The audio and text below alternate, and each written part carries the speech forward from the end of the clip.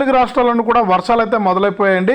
ఇక ఇప్పటికే తెలంగాణలో మనకు కొద్దిసేపటి క్రితం నుంచి కూడా మనకు వర్షం అయితే ప్రారంభమైంది. నిన్న సాయంత్రం నుంచి కూడా మనకు వర్షం అయితే ప్రారంభమైంది. ముఖ్యంగా తెలంగాణలోని పలు ప్రాంతాల్లో వర్షం అయితే కురుస్తుందన్నమాట.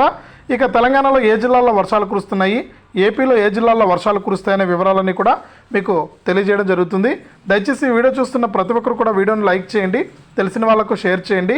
ఇంకా ఎవరైనా సరే మన ఛానల్ని సబ్స్క్రైబ్ చేసుకోకుండా చూస్తూ ఉంటే ఇప్పుడే దయచేసి వీడియో కింద సబ్స్క్రైబ్ అనే బటన్ ఉంది, సబ్స్క్రైబ్ చేసుకోండి. సబ్స్క్రైబ్ అయిన వెంటనే గంట వస్తుంది. గంట పైన నొక్కితేనే ప్రతి వీడియోను కూడా మీరు అందరికంటే ముందుగానే మిస్ అవ్వకుండా మన ఛానల్ ద్వారా తెలుసుకోవడం జరుగుతుంది. ఇక తెలంగాణ విషయానికి వచ్చేస్తే తెలంగాణలో అయితే 4 రోజుల పాటు కూడా వర్షాలు ఉంటాయని ఇప్పటికే వాతావరణ శాఖ హైదరాబాద్ వాతావరణ కేంద్రం అయితే ప్రకటించింది.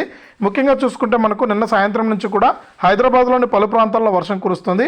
ముఖ్యంగా కొండాపూరు, మియాపూరు, చందానగర్ పరిసర ప్రాంతాల్లో వాన అయితే పడుతుంది.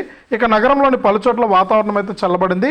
ఉక్కపోతతో ఇబ్బంది పడుతున్న ప్రజలు మారిన వాతావరణంతో రిలాక్స్ అవుతున్నారు.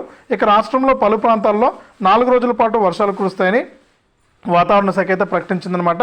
ముఖ్యంగా హైదరాబాదు, మేడ్చల్, రంగారెడ్డి, సిరిసిల్ల, పెద్దపల్లి, భూపాలపల్లి, గద్వాల, వనపర్తి, నాగర్ కర్నూలు, మంచిర్యాల, ఆసిఫాబాదు, ఆదిలాబాదు, నారాయణపేట, కామారెడ్డి, మెదక్, సంగారెడ్డి, నిర్మల్, జగిత్యాల, ములుగు, వికారాబాద్ జిల్లాల్లో మోస్తరు వర్షాలు కురిసే అవకాశం ఉందని వాతావరణ శాఖ అయితే ప్రకటించింది. రాష్ట్ర వ్యాప్తంగా కూడా తెలంగాణ రాష్ట్ర వ్యాప్తంగా 4 రోజుల పాటు కూడా భారీ నుంచి అతి భారీ వర్షాలు ఉంటాయని వాతావరణ శాఖ అయితే ప్రకటించిందనమాట. ఇది తెలంగాణ విషయానికి సంబంధించి. ఇక ఏపీ విషయానికి వస్తే ఏపీలో కూడా మనకు అక్కడక్కడ కూడా తేలికపాటి నుంచి మోస్తరు వర్షాలు అయితే కురుస్తూ ఉన్నాయండి. ముఖ్యంగా ఉత్తర కోస్తా, దక్షిణ కోస్తా జిల్లాలపైన అయితే ఈ ప్రభావం ఎక్కువగా ఉంది.